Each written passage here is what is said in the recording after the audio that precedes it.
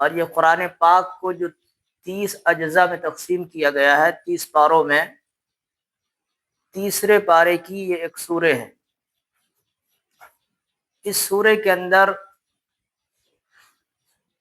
اللہ کے رسول صلی اللہ علیہ وسلم کو دلاسا دیا گیا ہے، اسی طرح آپ کی سیرت بھی بیان کی گئی ہے۔ اس سورہ کو سورہ ضحیٰ کہتے ہیں۔ ضحیٰ کے معنی ہوتے ہیں دن کا روشن ہونا۔ جب صبح کے وقت میں سورج طلوع ہوتا ہے تو اس وقت جب وہ روشنی بکھیرتا ہے،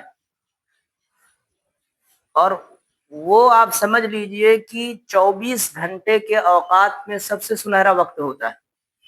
جو صبح کا وقت ہوتا ہے، جب سورج طلوع ہوتا ہے، اس وقت آپ سمجھیے کہ چڑیوں کا چہچہانا، ہواؤں میں خنکی اور ٹھنڈک، اور موسم بالکل جو ہے خوشگوار ہوتا ہے۔ وہ نوجوان اور یوتھ جو 10 بجے 11 بجے بیدار ہوتے ہیں، اگر کبھی وہ صبح کے وقت اڑ جائے تو ان کو ایسا لگتا ہے کہ ہمیں کوئی گولڈن وقت مل گیا ہے، ہمیں ایک بہترین وقت مل گیا ہے، اور وہ پھر اپنے دوست احباب سے کہتے ہیں کہ آؤ چلو چہل قدمی کر کے آتے ہیں۔ وہ بیٹھ کر بات کرنے کو اپنے لیے خوشگوار سمجھتے ہیں، ایک بہترین وقت ہوتا ہے وہ۔ تو ضحیٰ کے معنی جو ہوتے ہیں وہ صبح کے وقت جب روشنی پھوٹتی ہے، چاشت کا وقت جسے کہتے ہیں، یہ اس وقت کو ضحیٰ کہا جاتا ہے۔ اب یہ سورہ نازل ہوئی ہے کس پس منظر میں؟ جب اگر آپ اس کا سیاق پڑھیں گے کہ اس کا شان نزول کیا ہے، کب یہ نازل ہوئی، تو آپ کو معلوم ہوگا کہ یہ سورہ مکے کے اندر نازل ہوئی۔ مکے کے اندر نازل ہوئی ہے ایک لمبے عرصے کے بعد، ایک لمبے گیپ کے بعد۔ قرآن کی آیات اور سورتیں نازل ہو رہی تھیں، لیکن ایک لمبے وقفے کے لیے قرآن کی آیتوں کا نزول بند ہو گیا تھا۔ اور یہ جو وقفہ ہوتا ہے، قرآن کی آیات کے نزول کا جو وقفہ ہوتا ہے، اسے عربی زبان میں فترت وحی کہتے ہیں، کہ یہ فترت وحی کا زمانہ تھا، وحی کا نزول بند ہو گیا تھا۔ اب جب وحی کا آنا بند ہو گیا تو مکے کے بہت سارے اوباش اور بدباش قسم کے لوگ اللہ کے رسول کو تانے مارنے لگے کہ تمہارا کام ختم ہو گیا، جو صورتیں اور آیات تمہارے پاس آتی تھیں اس کا کیا ہوا، تمہاری بک مکمل ہو گئی، تمہارا لیکچر ختم ہو گیا۔ وہ تانے کستے تھے، آپ پر ففتیاں کستے تھے، جس کی وجہ سے اللہ کے رسول صلی اللہ علیہ وسلم کو اندر سے چبھن ہوتی تھی، تکلیف ہوتی تھی۔ اور پھر ایک خیال یہ بھی تھا کہ شاید اللہ کہیں ہم سے خفا تو نہیں ہو گیا ہے، ہم سے کوئی غلطی تو نہیں ہو گئی ہے، اللہ ناراض تو نہیں ہو گیا ہے، قرآن کی آیت کا نزول کیوں بند ہو گیا؟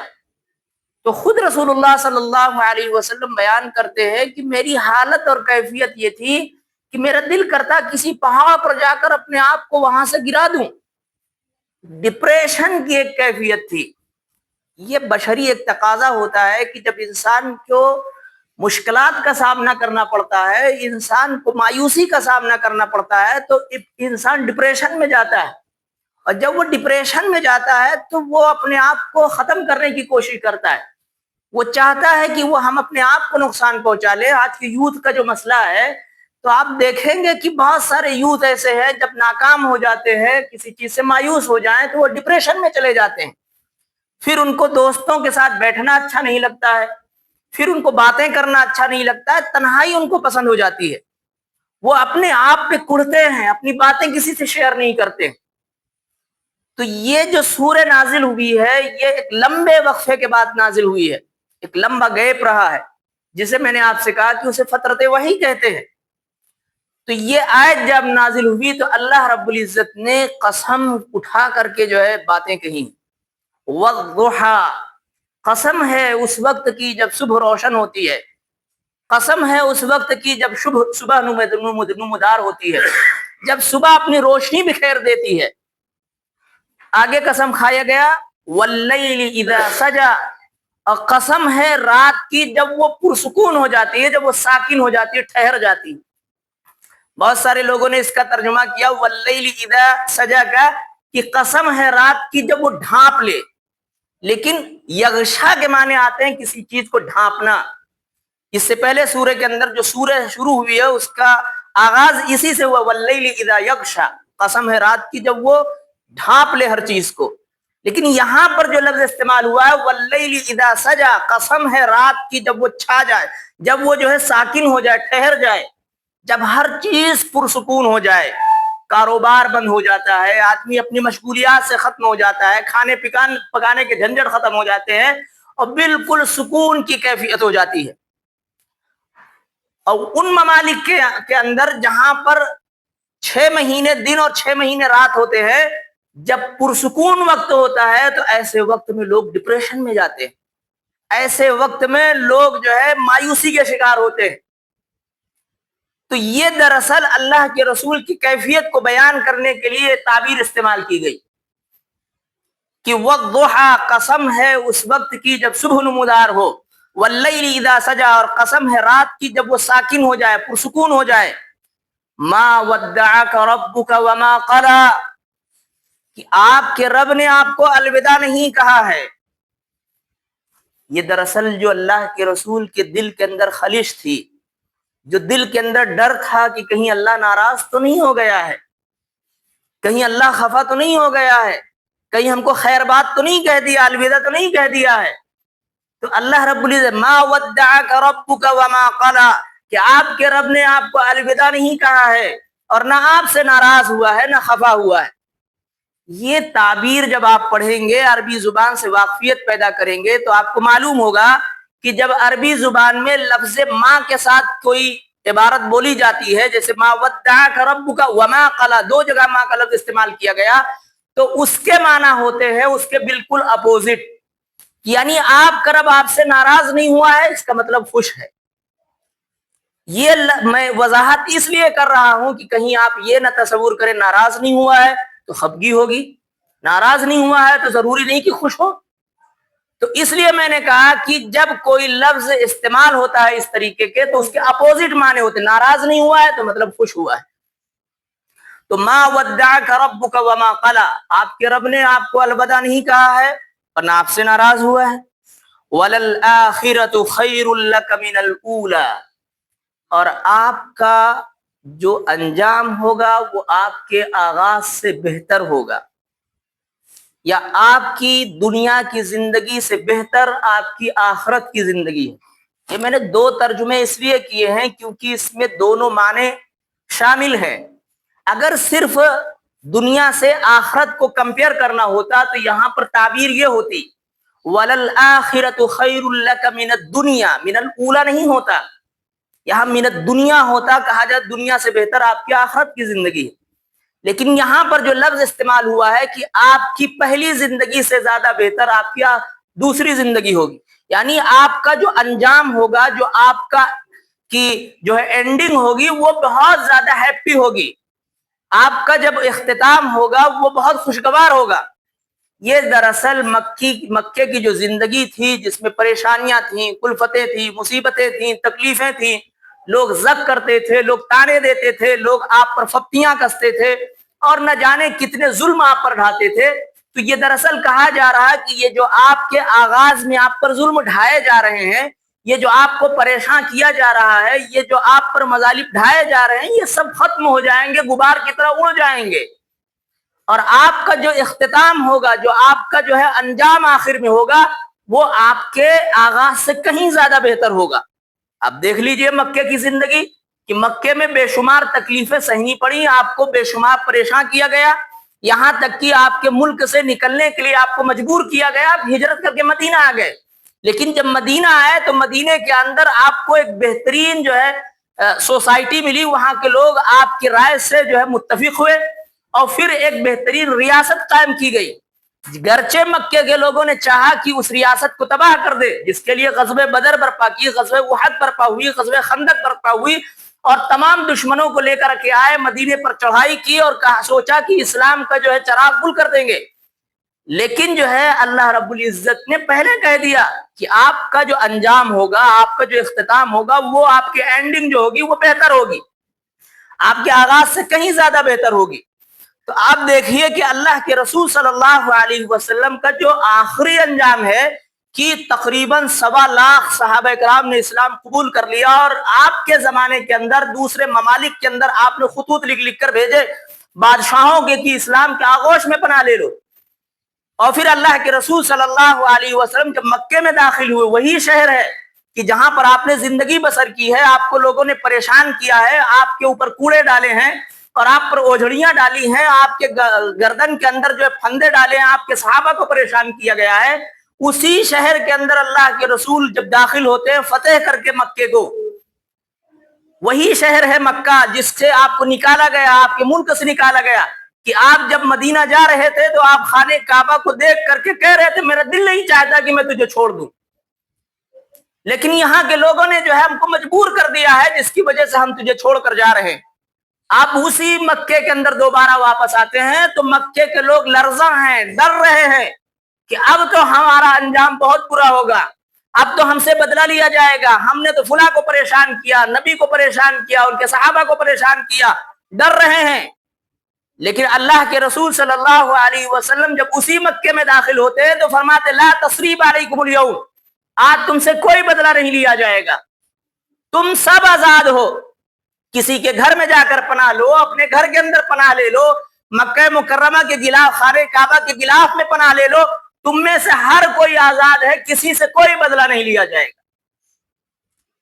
آپ تصور کیجئے، اپنے آپ سے کمپیئر کیجئے کہ اگر کسی نے ہمارے گردن میں پھندے ڈال کر کھینچے ہوں، نماز کی حالت میں کسی نے ہماری پیٹھ پر اوجھڑیاں ڈالی ہوں، جس نے ہمارے جو ہے چہیتوں کو ہم سے جدا کر دیا ہو، جنہوں نے 3 سال تک ہم کو بائیکاٹ کر دیا ہو، کہ اللہ کے رسول کو 3 سال سوشل بائیکاٹ کیا گیا، 3 سال الگ کر دیا گیا، مکے کے لوگوں نے الگ کر دیا کہ کوئی تاجر ان سے بات نہیں کرے گا، مکے کے کوئی افراد ان سے بات نہیں کریں گے، کوئی ان کو اپنا سامان نہیں بیچے گا، کھانے پینے کا سامان نہیں دے گا، اور 3 سال ایک گھاٹی کے اندر قید کر دیا گیا۔ اور اللہ کے رسول صلی اللہ علیہ وسلم ان 3 سال کے عرصے کے اندر صحابہ کرام بیان کرتے ہیں کہ ہم نے درخت کے پتے کھا کر زندگیاں گزاری ہیں، کیونکہ کوئی کھانے پینے کا سامان نہیں دے رہا تھا۔ وہ نبی جب واپس آتے ہیں تو سامنے وہی لوگ ہیں جنہوں نے پریشان کیا ہے، انہی کے اولادیں ہیں، لیکن اللہ کے رسول ان کے ساتھ کیا سیدھا کر رہے ہیں کہ لا تثریب علیکم اليوم، تم میں سے کوئی آج کسی سے کوئی بدلہ نہیں لیا جائے، تم میں سے سب آج آزاد ہو۔ تو اللہ کے رسول کے بارے میں کہا وَلَلْآخِرَةُ خَيْرٌ لَكَ مِنَ الْأُولَى، کہ آپ کا جو انجام ہوگا، آپ کی جو اینڈنگ ہوگی، وہ آپ کی اوپننگ سے زیادہ ہیپی ہوگی۔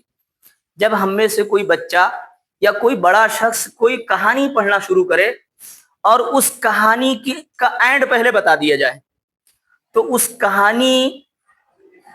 کہانی کے اندر جو سسپنس ہوتا ہے، اس کہانی کے اندر جو مزہ ہوتا ہے وہ ختم ہو جاتا ہے۔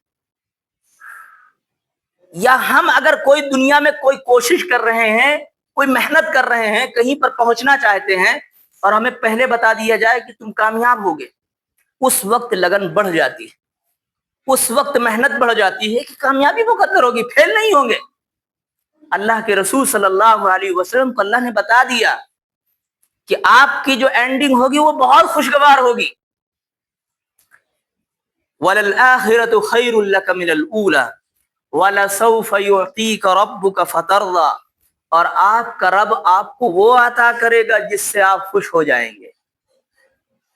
اللہ رب العزت وعدے کر رہا ہے اپنے محبوب سے کہ آپ کا رب آپ کو وہ عطا کرے گا جس سے آپ راضی ہو جائیں گے، خوش ہو جائیں گے۔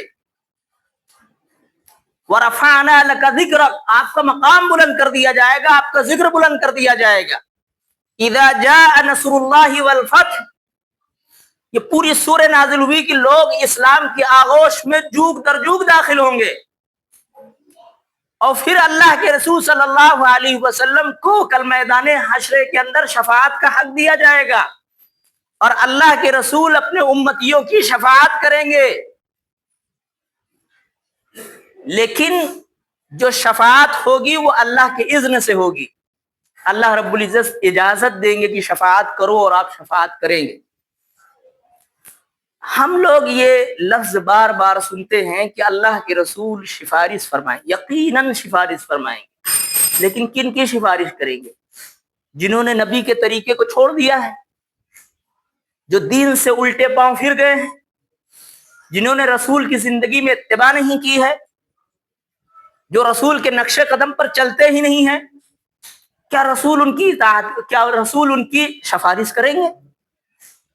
یہ ایک سوچنے کی بات ہے۔ قرآن پاک کی ایک آیت ہے کہ وقال الرسول یا رب ان قوم اتخذوا هذا القرآن مہجورا، کہ کل میدان حشر کے اندر اللہ کے رسول اپنے رب سے فرمائیں گے کہ اے میرے رب، میری یہ قوم ہے جس نے قرآن کو چھوڑ دیا تھا۔ رسول شفاعت کریں گے اپنے امتیوں کے بارے میں اور کہیں گے کہ اس قوم نے قرآن کو چھوڑ دیا تھا۔ اب ہم اپنا تجزیہ کریں کہ ہم قرآن کو کتنا پڑھتے اور سمجھتے ہیں۔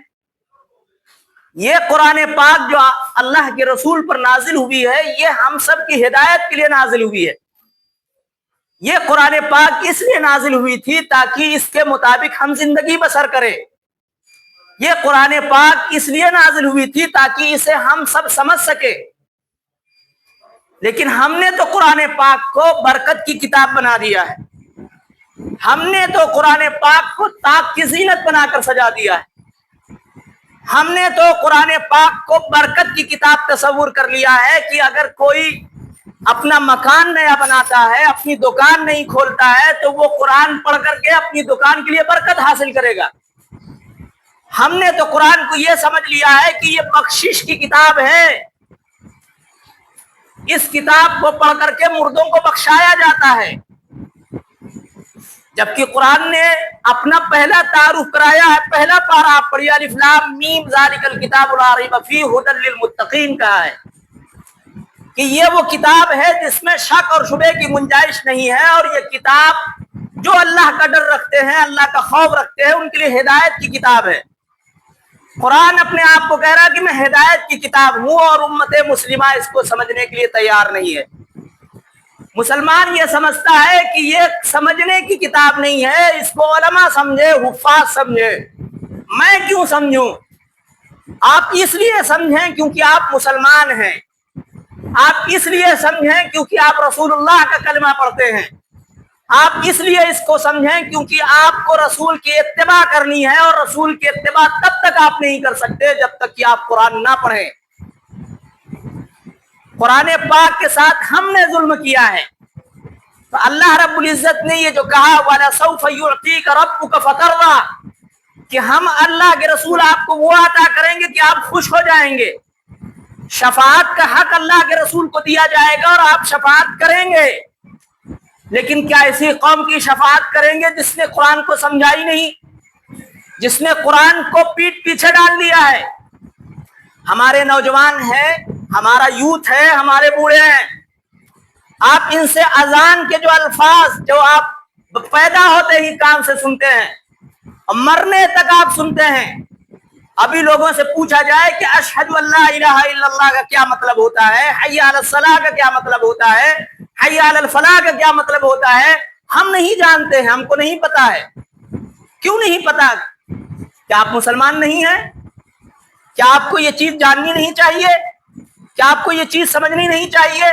ہم کلمہ پڑھتے ہیں لا الہ الا اللہ محمد رسول اللہ، کیا اس کا مطلب ہمیں پتا ہے؟ 7 کلمے ہم پڑھتے ہیں، کیا اس کی میننگ اور ارتھ ہم کو پتا ہے؟ اگر ہمیں نہیں پتا تو ہم سمجھنے کی کوشش کیوں نہیں کرتے؟ کیا دوسری قوم کی طرح ہم بھی بن جائیں کہ ان کو اپنی کتابوں کے بارے میں کچھ نہیں معلوم؟ ان سے ان کی کتابوں کے بارے میں پوچھا جائے تو وہ کچھ نہیں جانتے ہیں، تو کیا ہم مسلمان بھی ویسے بن جائیں؟ ہمارا امتیاز دنیا میں تو یہ ہے کہ ہم اپنے قرآن کو سب سے زیادہ پڑھتے اور سمجھتے ہیں۔ آج ضرورت ہے کہ ہم جو ہے دین کو سیکھیں۔ میں یہ ترجمہ جو آپ کے سامنے پیش کر رہا ہوں، یہ دراصل اس لیے پیش کر رہا ہوں تاکہ آپ کو بتاؤں کہ قرآن میں کیا کچھ بیان کیا گیا ہے۔ وَلَسَوْفَ يُؤْتِيكَ رَبُّكَ فَتَرْضَىٰ، کہ اللہ رب العزت فرما رہے ہیں کہ اے نبی ہم آپ کو وہ عطا کریں گے جس سے آپ راضی ہو جائیں گے۔ أَلَمْ يَجِدْكَ يَتِيمًا فَآوَىٰ، یہاں پر اللہ رب العزت اپنے احسانات یاد دلا رہے ہیں، اللہ کے رسول سے اپنے احسانات بتلا رہے ہیں۔ جیسے ہم میں سے کوئی بیٹا اگر باپ سے ناراض ہو جائے، مایوس ہو جائے، تو باپ کیا کہتا ہے اپنے بیٹے سے؟ کیا بچپن میں ہم نے تمہاری پرورش نہیں کی؟ کیا ہم نے تمہارے ڈائپر چینج نہیں کیے؟ کیا تمہارے اسکول کے خرچے ہم نے نہیں اٹھائے؟ کیا ہر مشکل میں تمہارے ساتھ میں کھڑا نہیں رہا؟ میں کیسے تنہا چھوڑ دوں گا؟ میں کیسے تم کو اکیلا چھوڑ دوں گا؟ تم تو میرے بیٹے ہو، میرے لخت جگر ہو۔ یہی بات دراصل اللہ رب العزت اللہ کے رسول سے کہہ رہے، میں کیسے تنہا چھوڑ سکتا ہوں؟ آپ تو میرے محبوب ہیں۔ تو اب احسان یاد دلایا جا، الم یجدک یتیما فآوی، اے نبی کیا ہم نے آپ کو یتیم نہیں پایا تو ہم نے آپ کو پناہ دی۔ اللہ کے رسول اس دنیا میں نہیں آئے تھے کہ آپ کے والد محترم کا سایہ اڑ گیا۔ 6 سال کے ہوئے تو والدہ محترمہ کا سایہ اڑ گیا۔ 8 سال کے ہوئے تو دادا جن کی کفالت میں تھے، جو پرورش کر رہے تھے، دادا کا بھی سایہ اڑ گیا۔ پھر اس کے بعد ابو طالب نے آپ کی پرورش کی ذمہ داری لی۔ یہ ابو طالب کون ہیں؟ کیا آپ جانتے ہیں ابو طالب کو؟ یہ اللہ کے رسول کے چچا ہے، سگے چچا، اور حضرت علی رضی اللہ تعالیٰ عنہ کے والد محترم ہیں۔ حضرت علی رضی اللہ تعالیٰ عنہ کے والد ہیں ابو طالب۔ یہ جو محبت اللہ کے رسول نے پیدا کی ہے چچا کے دل میں، دادا کے دل میں، یہ دراصل اللہ نے پیدا کی ہے۔ یہ جو پناہ دی ہے یہ اللہ رب العزت کہ میں نے پناہ دی، میں نے ان کے دل میں محبت ڈالی، میں نے ان کے دل کے اندر یہ چاہت ڈالی ہے کہ انہوں نے آپ کی پرورش کی ہے۔ تو یہ الم یجدک یتیما فآوی، ہم نے آپ کو یتیم پایا تو ہم نے آپ کو پناہ دی۔ آپ اپنے سوسائٹی کے یتیم بچوں کو دیکھ لیجئے، ان کی زندگیاں کیسے گزرتی ہیں۔ کپڑے پہننے کے لالے پڑ جاتے ہیں، کھانے کے لالے پڑ جاتے ہیں، پڑھائی لکھائی مشکل ہو جاتی ہے، ان کا فیوچر تباہ ہو جاتا ہے، تو بچے یتیم ہوتے ہیں۔ یہاں اللہ رب العزت نے سہارے بنائے کہ باپ کے بعد ماں کا سایہ رکھا، ماں کے بعد دادا کا سایہ رکھا، اور دادا کے بعد جو ہے چاچا کے دل میں محبت پیدا کی، اور انہوں نے آپ کو ان کے سائے کے اندر آپ رہے۔ آگے کہا گیا وَوَجَدَكَ ضَالًّا فَهَدَىٰ، کیا ہم نے آپ کو نہیں پایا کہ آپ راہ حق کی تلاش میں ہیں تو ہم نے آپ کو ہدایت دی۔ اللہ کے رسول صلی اللہ علیہ وسلم نبوت ملنے سے پہلے راہ حق کی تلاش میں رہتے تھے، جس کے لیے سیرت کی کتابوں میں لکھا ہے کہ اللہ کے رسول صلی اللہ علیہ وسلم کئی دن کا کھانا پینا لے کر کے غار ہیرا میں چلے جاتے تھے، اور وہاں پر جو طریقہ پن پڑتا تھا اس سے اللہ کی تعریف کرتے تھے، اللہ کی حمد بیان کرتے تھے، اور اللہ سے دعا کرتے تھے کہ ہم کو ہدایت مل جائے۔ اور ایک دن ایسا آیا کہ حضرت جبریل امین علیہ السلام آتے ہیں اور کہتے ہیں اقرا، پڑھیے۔ اللہ کے رسول جواب کیا دیتے ہیں؟ ما انا بقاری، میں نہیں پڑھوں گا۔ جبریل امین کہہ رہے ہیں اقرا، پڑھیے۔ آپ نہیں جانتے ہیں، آپ نہیں پہچانتے ہیں، آپ نے کہہ دیا میں نہیں پڑھوں گا۔ یہ بات 3 مرتبہ کہتے ہیں اور سینے سے بھینجتے ہیں اور چھوڑتے ہیں۔ جب کہا اقرا بسم ربک الذی خلق، پڑھیے اس رب کے نام سے جس نے آپ کو پیدا کیا ہے، تو جس کی تلاش میں اللہ کے رسول تھے اس کا تعارف مل گیا، اس کی پہچان کرا دی گئی، اللہ کے رسول پڑھنے لگے اقرا بسم ربک الذی خلق۔ بہت سارے لوگ یہاں پر اس کا ترجمہ یہ کر دیتے ہیں کہ اللہ کے رسول نے کہا میں پڑھنا نہیں جانتا ہوں۔ اللہ کے رسول نے یہ نہیں کہا میں نہیں پڑھنا جانتا، اللہ کے رسول کا کہنا تھا میں نہیں پڑھوں گا، میں کیوں پڑھوں؟ میں آپ کو جانتا نہیں ہوں، پہچانتا نہیں ہوں، میں کیوں پڑھوں؟ لیکن جب کہا اقرا بسم ربک الذی خلق، پڑھیے اس رب کے نام سے جس نے پیدا کیا ہے، تو جس رب کی تلاش میں آئے تھے جب اس کا تعارف ہو گیا آپ نے پڑھنا شروع کر دیا۔ اور پھر اللہ کے رسول سے زبانن کہا جا رہا تھا کہ آپ پڑھیے۔ کیا اللہ کے رسول گونگے تھے نعوذ باللہ جو آپ کہتے کہ میں بول نہیں سکتا ہوں؟ اللہ کے رسول کو کسی صحیفے میں لکھ کر نہیں لایا گیا تھا کہ کہا جا رہا تھا کہ آپ پڑھیے، زبان سے کہا جا رہا تھا کہ آپ پڑھیے۔ اور اللہ کے رسول کا جواب یہ تھا کہ میں نہیں پڑھوں گا، میں پہچانتا نہیں ہوں، میں کیوں پڑھوں؟ تو اب یہاں پر ہم کو یہ سبق ملتا ہے کہ ہم میں سے جو کوئی بھی راہ حق کی تلاش میں رہے گا اللہ اس کو ہدایت دے گا۔ ہم سب کو راہ حق کی تلاش کرنی چاہیے، حق راستہ تلاش کرنا چاہیے کہ صحیح راستہ کون سا ہے، صحیح دین کون سا ہے، اور اس کی تلاش میں زندگی بھر رہنا ہے۔ ہم لوگوں نے اپنے آپ کو جماعتوں میں، گروہوں میں، فرقوں میں بانٹ لیا ہے، اور ہر کوئی اپنے آپ کو جنتی تصور کرتا ہے، ہر کوئی اپنے آپ کو یہ سمجھتا ہے کہ ہم بخشے بخشائے ہیں، اور کوئی فرقہ اللہ کے رسول کی سیرت پر عمل نہیں کر رہا ہے۔ کوئی فرقے کے لوگ اللہ کے رسول سے وہ محبت نہیں کرتے ہیں جو محبت صحابہ نے کی ہے، چاہے وہ دیوبندی ہوں، بریلوی ہوں، اہل حدیث ہوں۔ ہر کوئی اپنے آپ کو جنتی تصور کر رہا ہے، لیکن اس کے باوجود وہ راہ حق کی تلاش میں نہیں ہے، وہ صحیح دین سمجھنے کی فکر نہیں کرتا ہے۔ دین سمجھنا ہے تو آپ کو قرآن سے سمجھنا پڑے گا، دین سمجھنا ہے تو آپ کو احادیث سے سمجھنی پڑے گی۔ ہم نے دین کو سمجھا اپنے علماء سے، یہ ہمارے بڑے ہیں، یہ ہمارے اکابر ہیں، یہ اشرف علی تھانوی ہیں، یہ قاسم نانوتوی ہیں، یہ اعلیٰ حضرت ہے، ہم نے ان کو فالو کیا ہے۔ جبکہ قرآن کیا کہتا ہے کہ ہم نے تمہارے لیے آئیڈیل اللہ کے رسول کو بنایا ہے۔ جب اللہ کے رسول ہمارے لیے آئیڈیل ہیں تو ان ہمارے علماء کی کیا ضرورت ہے کہ ہم ان کو آئیڈیل کے طور پر مانیں۔ دنیا میں اتنا گند پھیل گیا ہے کہ لوگوں کے سامنے قرآن و حدیث کے دلائل رکھے جاتے ہیں، وہ اپنے علماء کے دلائل پیش کرتے ہیں۔ کتنی گری اور نیچ بات ہے کہ آپ سے قرآن و حدیث کی بات ہو اور آپ اپنے علماء کے اقوال بیان کریں۔ کیا اشرف علی تھانوی نے یہ لکھا ہے؟ کیا کوئی اشرف علی تھانوی کو نبی مانتا ہے کہ اس کی بات دلیل کے طور پر پیش کی جائے گی؟ بات صرف نبی کی دلیل کے طور پر پیش کی جائے گی، نبی کے علاوہ کسی کی بات دلیل کے طور پر نہیں پیش کی جا سکتی ہے، اور دنیا میں کسی بھی انسان کی بات کو قبول بھی نہیں کیا جا سکتا ہے، کیونکہ وہ نبی نہیں ہے۔ نبی کی بات کو اور خدا کی بات کو دلیل کے طور پر پیش کرنا چاہیے، اور نبی کی بات کو اور خدا کے بات کو قبول کرنا چاہیے۔ اور نبی اور خدا کے علاوہ کسی تیسرے آدمی کو اگر دلیل کے طور پر پیش کیا جائے اور اس کی اس بات کی دلیل قرآن و حدیث میں نہ ہو، اس کو دیوار پر مار دینا چاہیے، اسے قبول نہیں کرنا چاہیے، اس کی بات کو قبول نہیں کرنا چاہیے۔ کیونکہ نبی اس لیے بھیجے جاتے ہیں کہ ان کے نقش قدم پر آپ کو چلنا ہے۔ نبی اس لیے بھیجے جاتے ہیں کہ آپ کے لیے آئیڈیل یہ ذات ہے۔ دنیا کا کوئی مولوی آئیڈیل نہیں بن سکتا ہے، کتنا بڑا بزرگ ولی ہو، وہ آئیڈیل نہیں ہو سکتا، اس کا مقام اعلیٰ ہو سکتا ہے۔ آئیڈیل صرف رسول اللہ صلی اللہ علیہ وسلم کی ذات ہو سکتی ہے۔ تو یہاں کہا کہ وَوَجَدَكَ ضَالًّا فَهَدَىٰ، اے نبی ہم نے آپ کو پایا کہ آپ راہ حق کی تلاش میں ہیں تو ہم نے آپ کو ہدایت دی۔ وَوَجَدَكَ عَائِلًا فَأَغْنَىٰ، اے نبی ہم نے آپ کو پایا کہ آپ جو ہے تنگ حال ہیں تو ہم نے آپ کو مالدار کر دیا۔ اللہ کے رسول کی زندگی دیکھیے کہ آپ کے پاس پیسے کے کون سے ذرائع تھے؟ آپ کے والد کا سایہ اڑ گیا، آپ کی والدہ چلی گئیں، آپ کے دادا چلے گئے، چچا ابو طالب بہت مالدار نہیں تھے، چند بکریاں تھی جس کو اللہ کے رسول چرایا کرتے تھے، ایک چھوٹی سی ان کی شاپ تھی جس پہ اللہ کے رسول دوپہر میں کام کرتے تھے۔ لیکن جب آپ 25 برس کے ہوئے تو اللہ کے رسول صلی اللہ علیہ وسلم تجارت کی غرض سے حضرت خدیجہ رضی اللہ تعالیٰ عنہا کا مال لے کر بیرون ملک گئے، اور آپ نے تجارت اتنی بہترین انداز میں کی کہ بہت سارا منافع آیا۔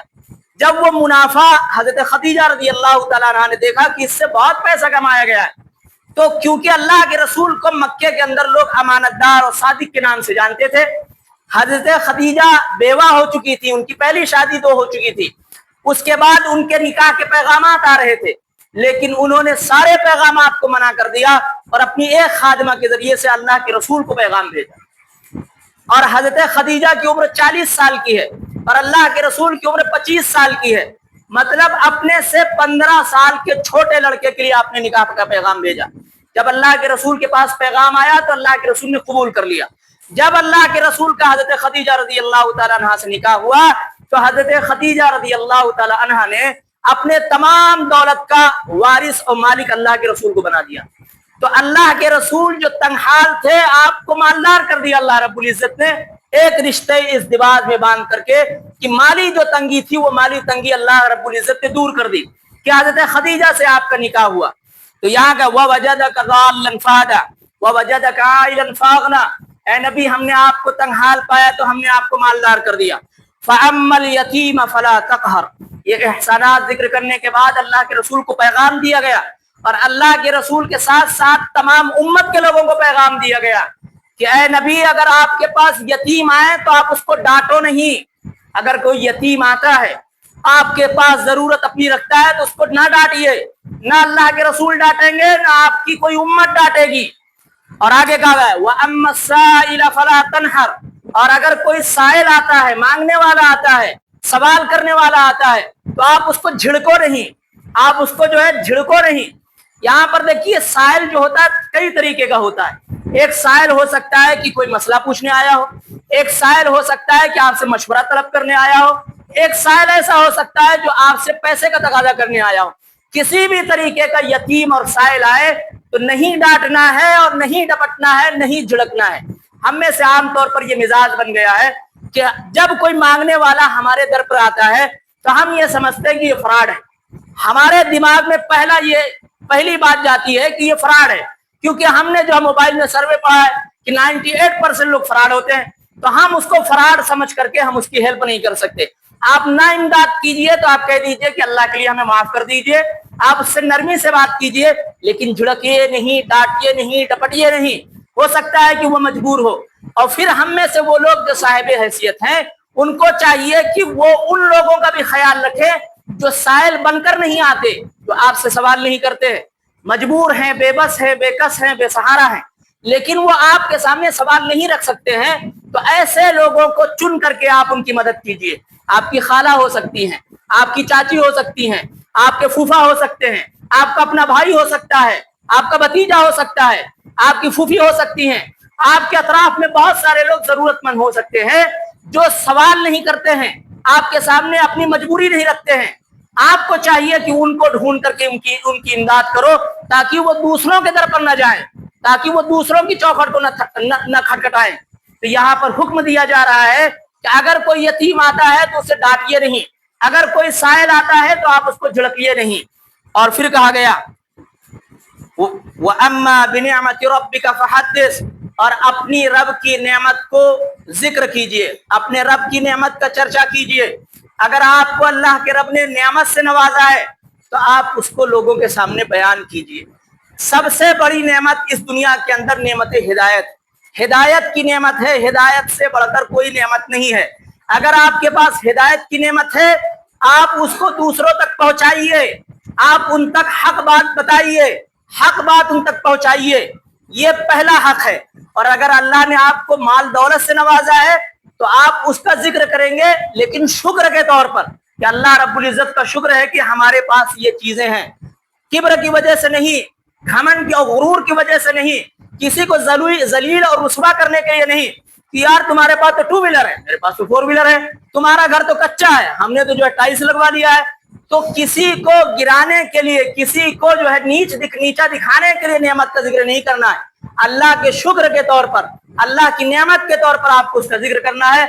अल्लाह रब्बुल इज्जत हम तमाम लोगों को कुरान समझने वाला और उस पर अमल करने वाला बनाए। आमीन व आखिर दावाना अल्हम्दुलिल्लाहि रब्बिल आलमीन।